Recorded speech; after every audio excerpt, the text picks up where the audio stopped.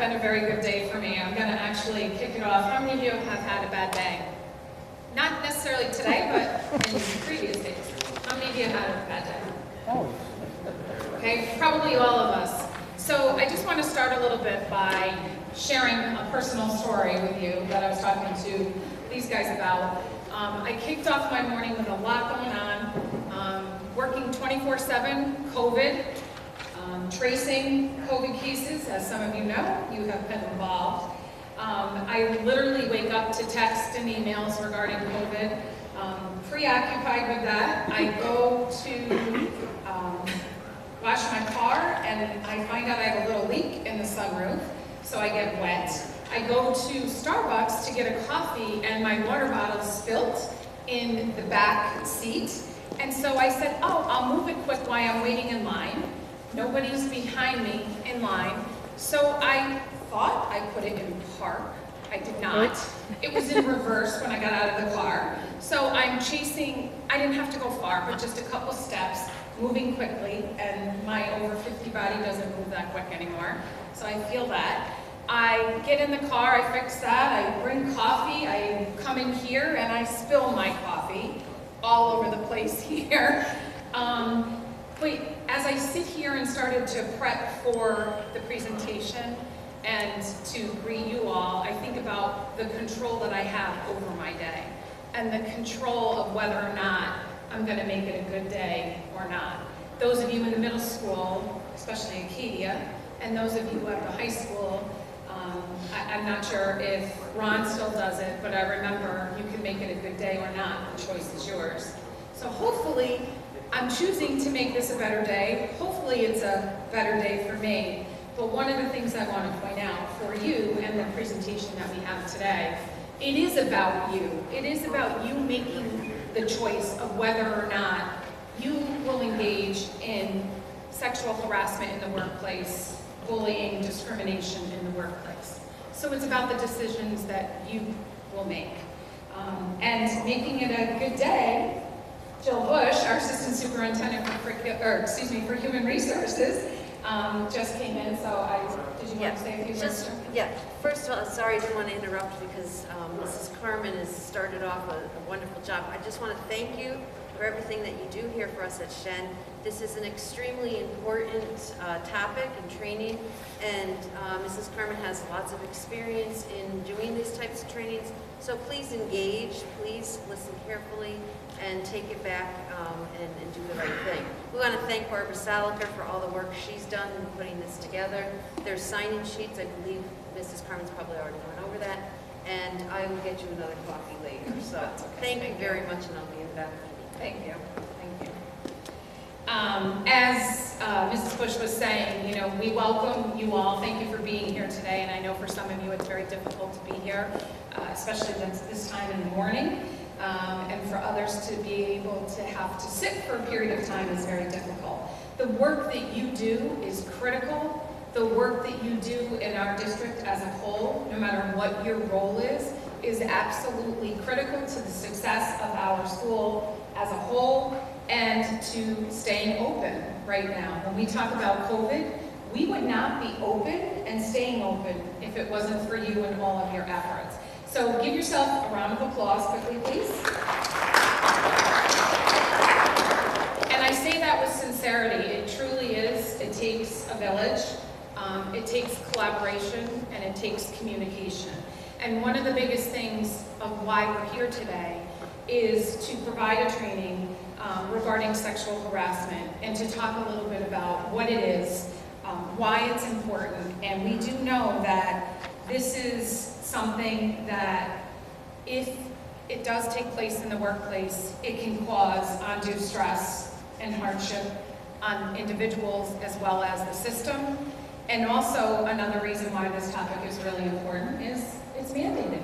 Every single year, every one of us across the district receives training and must receive training in sexual harassment in the workplace.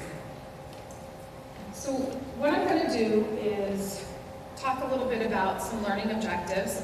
This is very difficult for me to have to stand here behind a podium.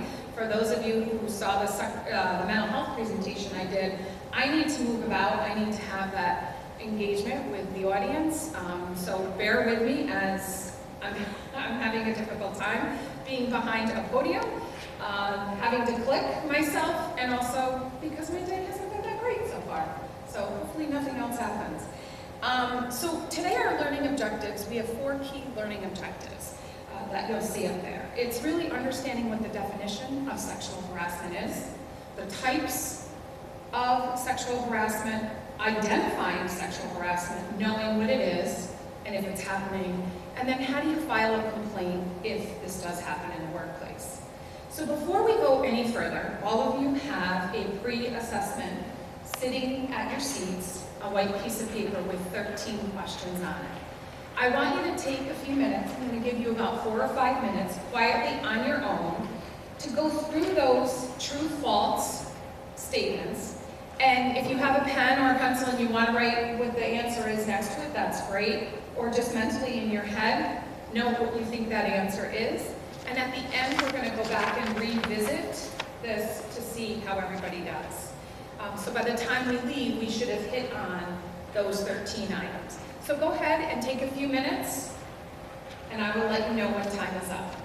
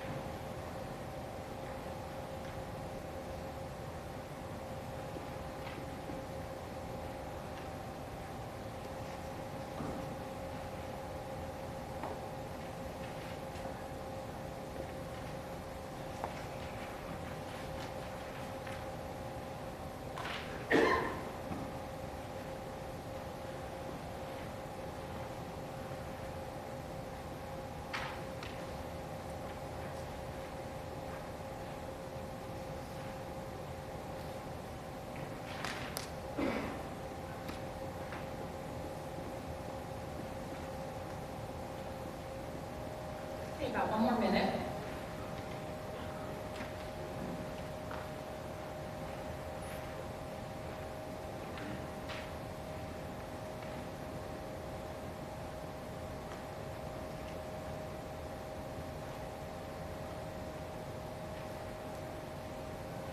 Going through these true-false statements, again, will give you some idea of the items we're going to talk about today, and also just to give you some food for thought to think about for yourself and some self-reflection.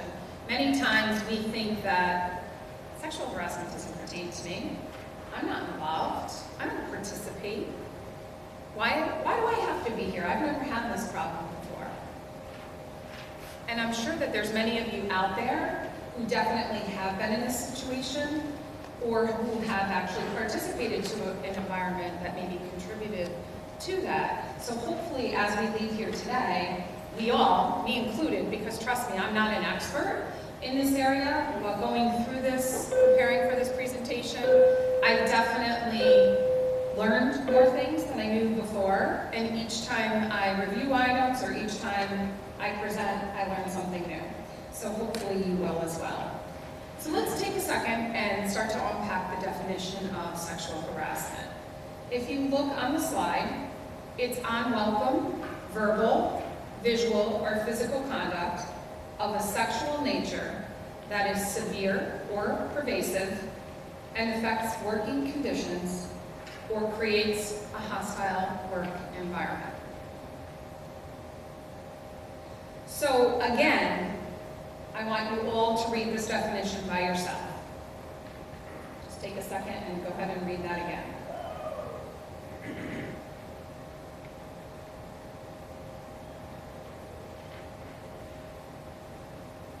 There's many words in the definition. Some words people may not know or didn't realize were in there. We're going to unpack the definition and pull it apart so that every one of us understands what unwelcome means, what verbal means, what visual, physical conduct of sexual nature. Severe, pervasive, and how it affects our working conditions and a hostile work environment. So we're going to unpack all those pieces. So by the time we leave here, we're all going to have increased knowledge about what it is. So let's start with breaking this down a little bit and talking about conduct. Conduct is your behavior. We all have heard about the code of conduct at Shenendehowa. And in the code of conduct, if you've ever read it, 40-something pages, maybe longer now.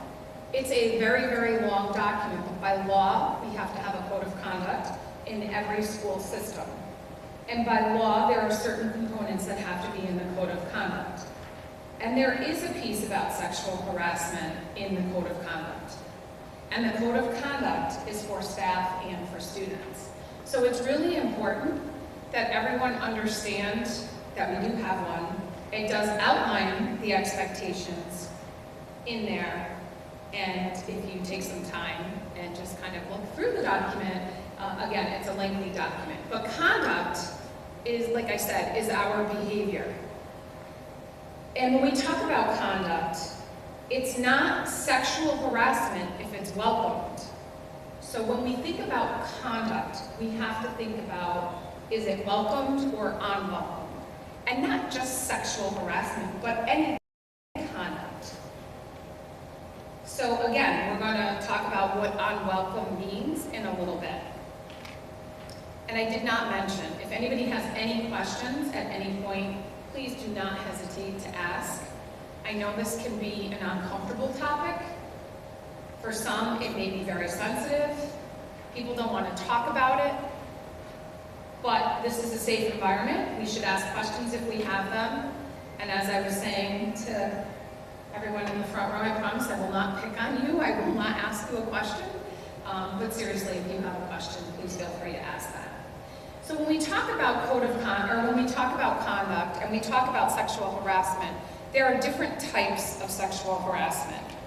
And many people, some people will say there's 3 types. Some people say there's 4 types. There are basically 4 types, and I'm going to go with the 4 types and I'll explain why some people say 3 types. There is verbal, nonverbal, visual, and physical types of sexual harassment. So that's 4 types. And many times the verbal and the nonverbal people put together, so that's why they say there's 3 types of sexual harassment. We're going to talk a little bit about the verbal first. When we talk about verbal sexual harassment, these are different comments that are being said about maybe somebody's clothing, their body, personal behavior that they're exhibiting, requesting sexual favors, repeatedly asking somebody out when they may say no or they don't answer you, telling rumors about a person's personal life or sexual life, threatening a person, sending emails and texts. This is verbal and written. And many times when we think about sexual harassment, we are responsible also for ensuring that our students understand what sexual harassment is. And we talk about some examples with them, just like I am with you, about what that might look like. For those of you who have children, one of the biggest things we always worry about is our cell phones and taking a picture and sharing a picture. not appropriate. Sexual harassment. We have to be very careful. So when we talk about verbal and written, many times we also hear the word quid pro quo. Does anybody know what quid pro quo means? Has anybody heard that word before? Okay, we have a couple people who've definitely heard that word before. I'll give you this if you do this. I'll give you a promotion if you do this for me. I'll do your job if you do this for me. Okay, that's also a type of verbal sexual harassment. Asking for something, I'll give up something. I get something if you give up something. You do something for me, I'll do something for you. We have to be very careful about when we talk about quid pro quo, because also a lot of times we see that come into play with people in authority. A supervisor. I'll cover your shift for you. I'll get that taken care of for you if you do this for me. Like I said, I'll give you a promotion if you do this for me. I'll give you extra hours if you do this for me. That's not okay, not acceptable. So when we think about verbal or written sexual harassment, it could also mean, referring to people in a certain manner. It could be whistling at someone, making different calls at that person. Sometimes they call it cat calls. Making sexual comments about their body. Turning work discussions into sexual topics. Sitting at a table and talking about stories or sexual stories or telling sexual jokes. Asking about personal preferences when it comes to sexuality and sex. There are many, many, many examples of verbal sexual harassment. And that's why it goes back to the comment I mentioned earlier. We have control over what we say. I have control over what I say and what I do. I need to be more cognizant of who's in the room, who's around me, what am I saying, because I don't want to participate in any of this. Because as soon as you do that, you are just as guilty as the person who may be targeting an individual. So again, be cognizant of what verbal sexual harassment looks like and different examples of it. We also, there's so many different examples out there that you can find all around in regards to verbal types of sexual harassment. Telling rumors about somebody, we see that a lot with students. Where somebody starts telling a rumor about another student, or that student slept with that student. That's sexual harassment.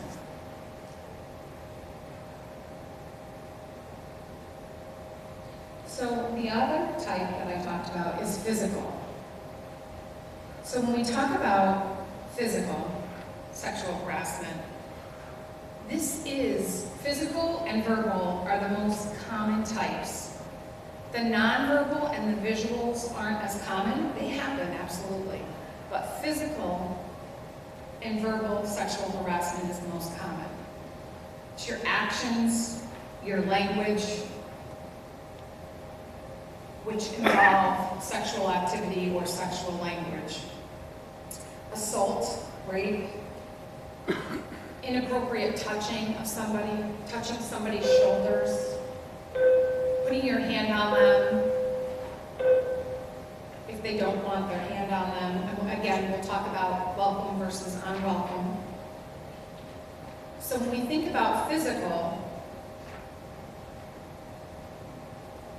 again, we have to be very careful about our personal space and the space that we're in. and who's in our space. And hey, there are many times out there when I was a teacher in a classroom that I wanted to give kids a hug because I knew they needed it, but you have to understand and know your boundaries. And it's the same thing with sexual harassment when we talk about physical space and touching somebody else. Then we have nonverbal, which again, I pulled out separately, where I said a lot of times people categorize it with the verbal. Nonverbal is looking somebody up and down, staring at somebody. Sometimes they call it the elevator eyes, that you're literally staring at somebody from head to toe.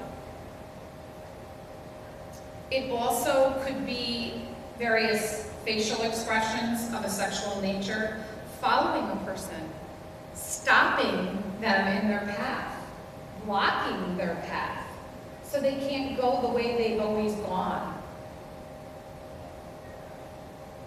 These are nonverbal examples of sexual harassment. Any questions so far? Pretty basic information, very difficult to try to engage you a little bit more in the conversation. Number one, I'm standing behind here because I have my mask off, and we're also being videotaped, so we have this for the future. Any questions so far with the information that I've covered? Okay, so let's talk about visual harassment.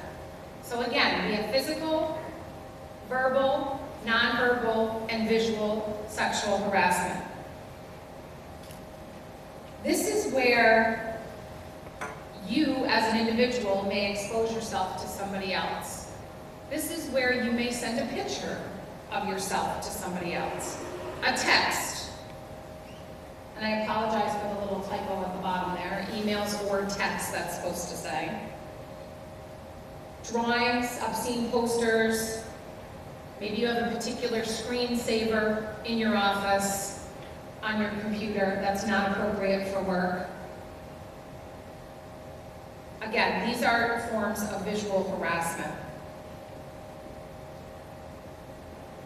And many people may think that these are not sexual harassment. These are things that you have or information you have, they're yours. But when you bring it into the workplace and the workspace, and you share it or you display it, it is no longer yours. You have brought it into the workplace, it's ours. And you could possibly be offending somebody or sexually harassing somebody. So you need to be cognizant of that. When you bring them into the workplace, these different types of harassment, I go back to quid pro quo and a hostile work environment, are usually the way they can be broken down. So with any one of these types of sexual harassment, it could be, you do this for me, I'll give you this, or it creates a hostile work environment. And we'll talk about what hostile work environment looks like, or what it means, in a few minutes. So let's talk a little bit about intent versus impact. How do you know if your comments and actions are unwanted or unwelcomed? I want you to test yourself right now. So everyone needs to wake up. Some of you I see falling asleep. And I know the topic is a little dry for you and your hours. Some of you it's difficult to be here. But I really need your attention. I really need you to look at yourselves. Be thinking about you. No one is asking you anything different. No one's asking you to participate. This is a time for you to really reflect on you and who you are as an individual. And ask yourself these questions. Is there, when we talk about unwanted or unwelcome, is there equal power between me and the person I'm interacting with? Because as soon as you have unequal power, it is unwanted.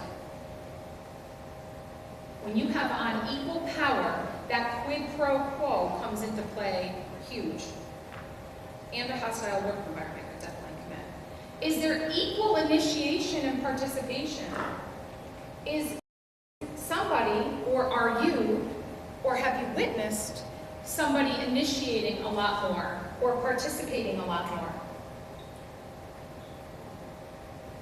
Would I behave in the same way if the person I'm in a relationship with were standing next to me? Think about those environments you're in. Think about those settings that you're in. Whether it's out in the hallway, whether it's out on a field, whether it's in the eating your lunches. Think about if my spouse or significant other were sitting next to me, would I act the same way? If Dr. Robinson walked in, would I act the same way? If Barb Salaker walked in, would I act the same way? You have got to stop and ask yourself some of those questions. Because if it's no, I wouldn't act the same way, that behavior should not be taking place, period. And if it's, I don't care who walks in, I would still act that same way. That's a whole different other problem. So be cognizant about and present with yourself and true to who you are as an individual as you're going through this. Would I want someone else to act this way toward a person who I'm in a relationship with? Think about your daughters, your sons, your nieces, your nephews, your wife, your boyfriend, your girlfriend, whoever it might be, mother, father. Would you want someone harassing them or making sexual comments or innuendos at, or whatever it might be? Would you want that to happen to someone you know? Because if the answer is no, then you shouldn't be allowing it, you shouldn't be partaking, and you shouldn't do it yourself. If the answer is yeah, I don't care what happens, again, that's another whole problem we have. Would I want any of those behaviors to be the subject of a column in my agency's newsletters or to appear in the evening news? Would you want to see Shenendahowa administrator, Shenendahowa custodian, Shenendahowa security on the front page of the paper? True or not true? Proven or not proven? Innocent or not innocent? I don't think anybody would want to see their name like that in a negative light. Have I examined and acknowledged my sex role stereotypes? This is really difficult. We start getting into conversations when we talk about diversity and when we talk about inclusivity and equity here at Shenendahowa, we have to start thinking about who we work with. Our populations are much more diverse than they ever used to be for students and for staff. We may not have ever seen a female custodian here at Shenendahowa. It's been years. We are starting to have a much more diverse population, and that's what we should have. Female, male, bisexual, transgender, whatever it may be.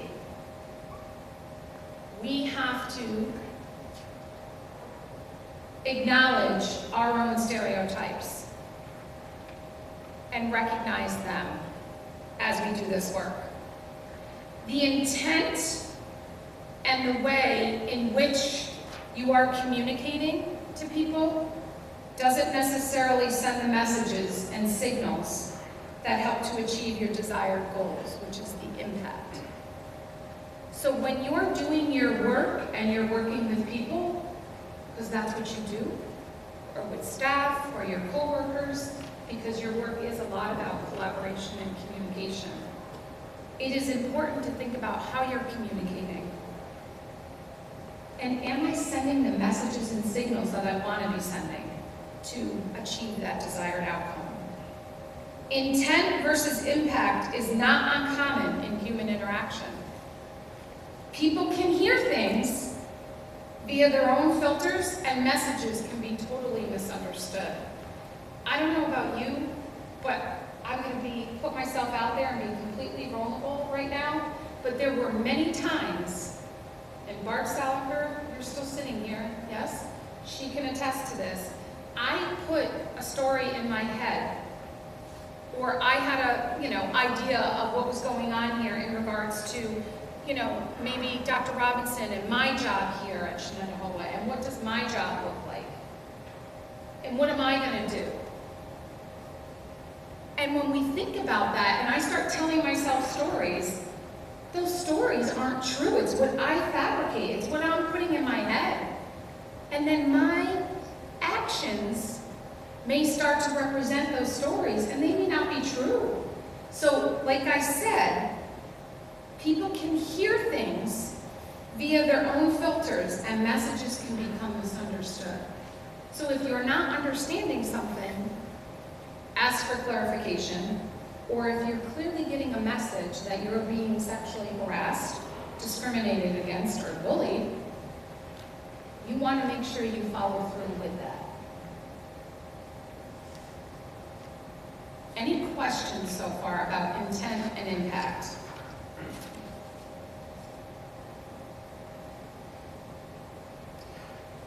As I said, when we talk about diversity, inclusivity, and equity across the district, including everyone, we are all part of the system. We have a diverse population. We have district goals that guide this work. They're the tenets of our work. When it comes to your actions and your words, in your roles that you play here at Shenandoah, a core tenet of diversity competence is understanding intent versus impact. You may not intend to hurt somebody, but man, you may have a strong impact on that person in a negative way.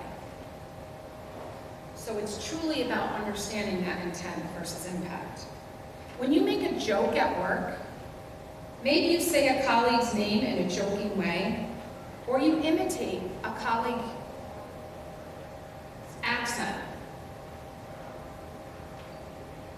You come to find out that some of your colleagues who thought you were playful teasing were offended.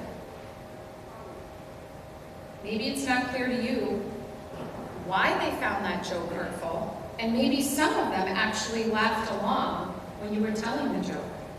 Maybe your first reaction was to roll your eyes and dismiss them as too sensitive or politically correct. Intent versus impact. When in fact those people were offended at that time. The thing is, jokes often depend on cultural norms that may not resonate with everyone. Not to mention, many jokes are laced with stereotypes that seem funny to a certain crowd, but may be just plain painful to another group. In a diverse workplace, the actions and words you choose can take on different meanings than you intended. Intent versus impact. And I think every one of us here can think of a time in our life where we did not mean to hurt somebody's feelings, but we did by something we said. I find myself still, and it's okay. And Dr. Robinson says we're all on our journey when we talk about equity, diversity, and inclusivity. We're all on our own journey when we talk about biases. We all have biases. But how those biases come into play, how they come into the workplace, how they impact our work, is very concerning, or can be very concerning. So I challenge all of you here to take time to again think about who you are, think about what you stand for, think about those things that you say and do, and how those people around you may be offended by some of those things that you do. And I know there's times that I definitely laughed at a joke that took place or a comment that was made, and I walked away and said, that wasn't funny, I shouldn't have laughed. But you're worried about the person who said it and the retaliation if you didn't laugh, or that difficult conversation that may come afterwards. But I think every single one of us in here is at a point in our life where we need to start standing up for what we believe in and who we are, and not worry about whether or not that person's not going to like us. Again, recognizing what your intent was versus the impact that you had.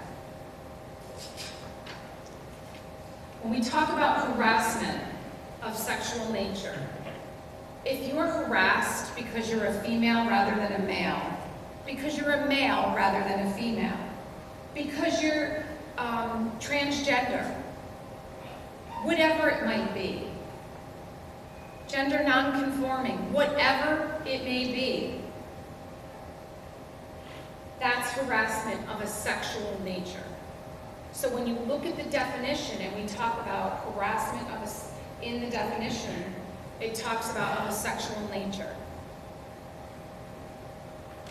It encompasses everyone. No one is left out. It doesn't matter who you are. It may be sexual harassment if you're a woman working as a carpenter on an all-male job and you are the only one whose tools are frequently hidden by a male co-worker. Last night we had some people over to play cards, friends of ours, and we were talking about different examples. And my friend is an electrician, and he was talking about females in the electrician field, and talking about some examples of things that have happened over the years, what he has seen. And it's the same thing with a male being in a dominated female profession and females doing something. It doesn't matter, it's not okay. It's harassment. And people may not think it's harassment, they may think it's funny. It's just a joke, we're playing a joke. But if it's pervasive and severe, which we'll talk about that in a second, or unwanted or unwelcome, which we talked about, it's not okay. When we talk about quid pro quo, as I keep stumbling on those words, and how that impacts an environment, when you talk about the types of harassment that we've talked about, the visual, the verbal, the nonverbal, when we talk about those examples, it can create and lead to a hostile work environment. When we have one or more employees that feel uncomfortable or scared or intimidated in their workplace, that is creating that's a hostile work environment. If you're afraid to go to work for fear of what's going to happen, or intimidated because of something that has happened in the past, that is a hostile work environment. That is not acceptable here at Shenandoah or anybody else. It is illegal, and actions will be taken if we are contributing to a hostile working environment. So when you think of a hostile work environment, if it's repeated and you have that sexual harassment, if repeated sexual comments make you uncomfortable at work, your performance suffers, or you decline professional opportunities because it will put you in contact with the harasser or create an uncomfortable situation for you, that's a hostile working environment. And again, when you go back to intent versus impact, if you're that supervisor, you really need to think hard about what you intend versus what the impact is. And if you've created that hostile work environment, you better change it fast. We all need to work together to ensure that these environments continue to be safe environments for people to work in, that people want to come work here at Shenandoah, whatever department it might be. When we talk about hostile work environment, again, as I said, the physical, the verbal, and the visual forms of harassment that are sexual in nature, sufficiently severe, persistent, or pervasive, and unwelcome fall under this category of hostile environment. A single severe incident, such as sexual assault, would create or could create a hostile environment. Or it could be a series of incidences that take place. So it could be one or it could be a series. This means that the behavior altered in terms and conditions and or reasonable expectations of a comfortable working environment for employees must be provided. We can't allow targeting an individual to occur, people siding with one person. A hostile work environment is created maybe by a boss, a supervisor, or coworker whose actions, communication, or behavior are making doing the job impossible. They alter the terms of the behavior or conditions. They make it difficult for you to finish a job. That is creating a hostile working environment. It is your responsibility to ensure that those expectations are laid out from the beginning, and the terms of how you're supposed to complete your job are laid out from the beginning. Changing it and expecting a lot more can lead to creation of a hostile working environment. Also, I want to mention that the behavior, actions, or communication also can be discriminatory in nature. So when we talk about sexual harassment, many times we lead into discrimination or can and/or bullying. So let's dig in a little bit deeper and unpack a little bit more, and we're going to be wrapping up in a minute, about the hostile working environment. One of the things that we talk about here, and if you'll see from this slide, that what makes a hostile working environment is behavior lasts over time and is not investigated. Hostility disrupts an employer's work and career progress. Discrimination against a protected classification starts to happen. If things aren't addressed, a hostile working environment can continue to get worse and worse and worse. When we look at the law and we look at how things are dealt with, when we talk about filing a complaint, which I'll talk about in a minute, they look at four different key factors when it comes to hostile working environments. They look at objectively and subjectively offensive. Is the behavior objectively and subjectively offensive? Was the harassment based on gender, race, color, religion, etc.?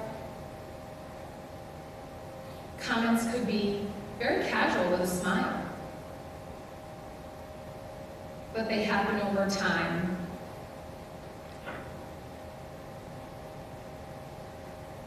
Conduct is severe or pervasive. Severe meaning it could be severe, it could be really bad. The assault, the rape. It could be pervasive, lasting over a long period of time.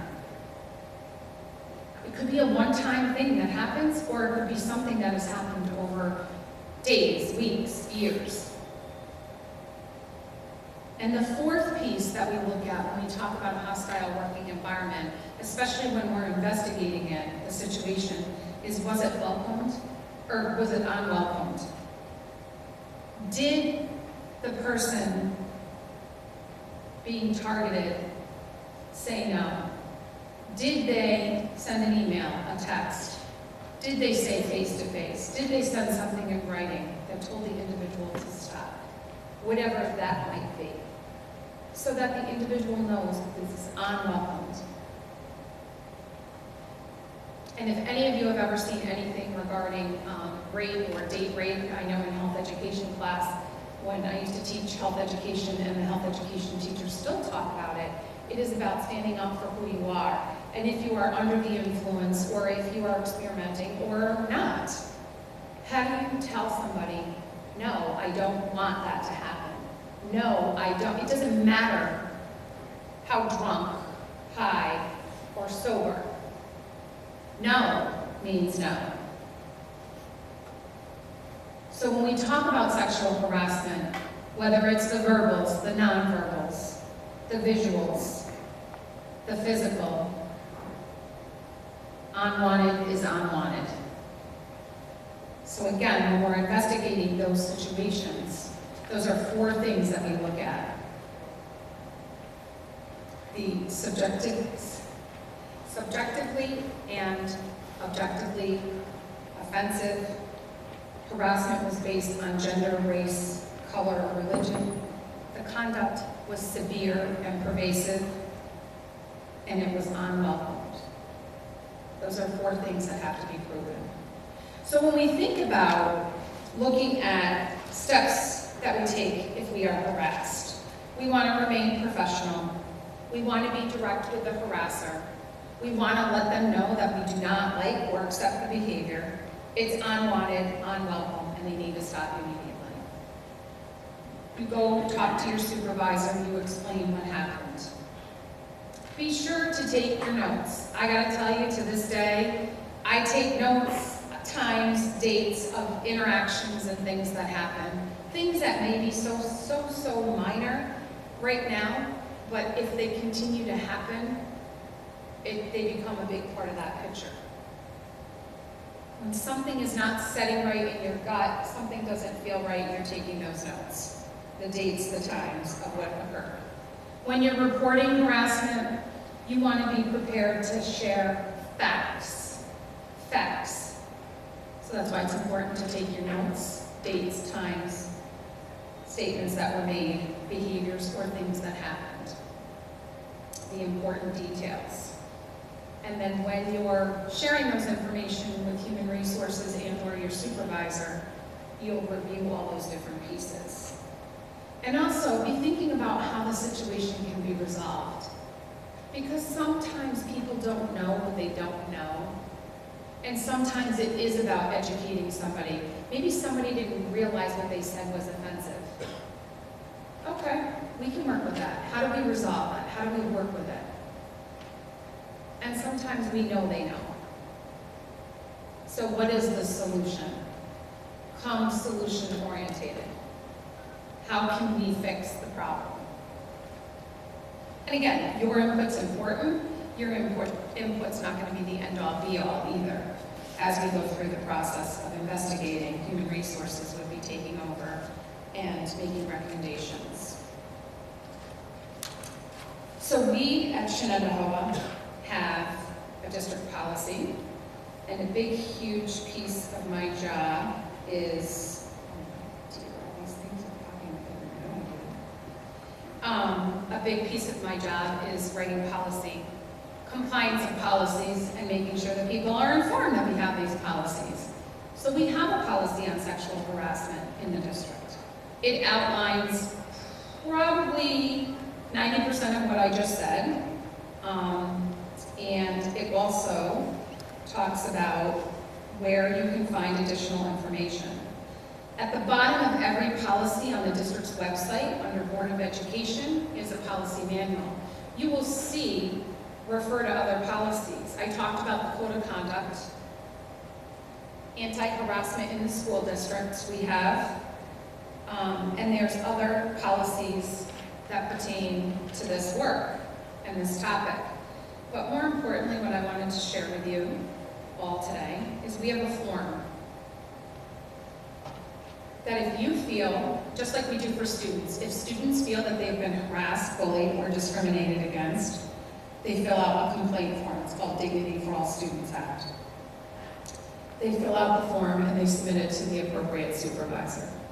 You would do the same. If you feel you are a victim of sexual harassment, discrimination, and bullying, you would fill out this complaint form. You would give it to your supervisor with any additional notes and or documentation that I just talked about, and that would start the process. So the form is pretty complete, and it goes to the Title IX officer, which happens to be Jill Bush. It goes to her. She would be the person to investigate any situation where there's a formal complaint. So we have a process to follow through, and hopefully I'm closing the loop for all of you so you have a clearer understanding of what it is, why it's important, and how, if you feel that you've been a victim of sexual harassment, bullying, or discrimination, or you've witnessed it, how do you follow up to ensure that it does not happen any longer? Any questions right now with the information that I covered? Okay, so let's wrap it up with the quiz. All right, so let's just take a look at the quiz. And I'm just going to do random. Hopefully everybody's awake. For the first question, sexual harassment complaints are generally false or unjustified. If you said false, raise your hand. Come on. You said true. Sexual harassment complaints are generally false or unjustified. That's false. Most times they are true and are justified. And many times people don't want to file a complaint for fear of retaliation. It happens every day. Students, staff alike. Question 2, sexual harassment can occur outside the work site and still be considered work-related. Incidences that occur at retirement parties and office socials or training are some of the situations where work-related harassment occurs. True, raise your hand. True. True. True, it is true. Terms of endearment with coworkers, honey, dear, are considered verbal abuse and charges can be brought up against that employee. True, raise your hand. That is true. I say dear all the time. So do I. All the time. And I don't know if I say it, I think about, as I'm sitting here and I read that this morning and I was looking at that, I was like, holy cow.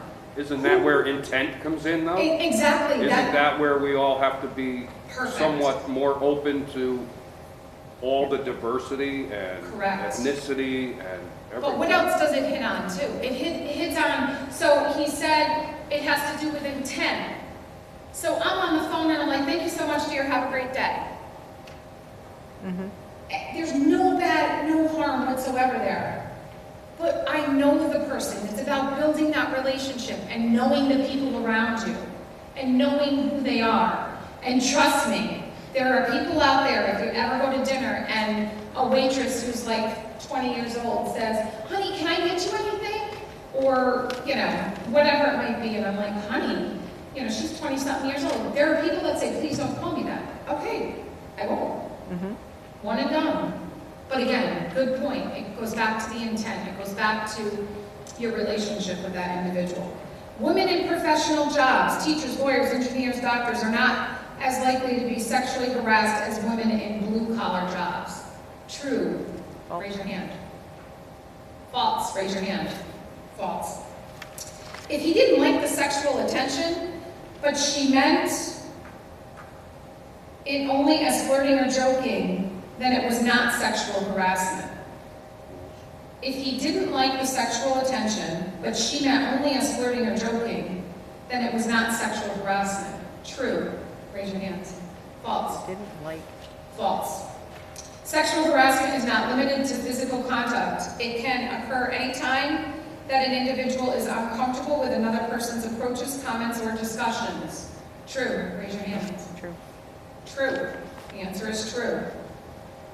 Due to strict privacy laws, supervisors cannot monitor employee email or be found liable for sexual harassment via email by their employees. True. Raise your hand. False. Raise your hand. It's false. It is false. Sexual harassment in the workplace is a woman's issue. True. Raise your hand. You guys are smart. False. Raise your hands. Yes. Quid pro quo harassment is a form of sexual harassment when there is a request or a demand of sexual favors in exchange for employment benefits or threatening reprisals if the favors are not given. True. Raise your hand. True. It is true. It is absolutely true. Quid pro quo. Say that 3 times fast. Friendly flirting is not sexual harassment when flirting is practiced between mutually consenting individuals who are of equal in power or authority. True. Raise your hand. It is true. Keyword, mutually consenting. Right. Keyword.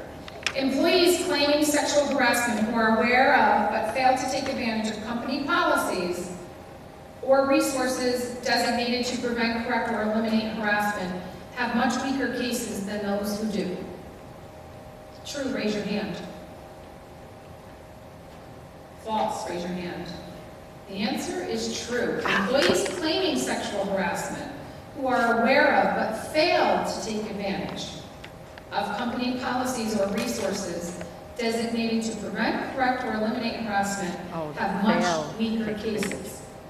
If you never filed or you never talked to somebody, submitted your formal complaint, and it eventually something else happened or came to a head, if you've never reported anything, your case is going to be really weak.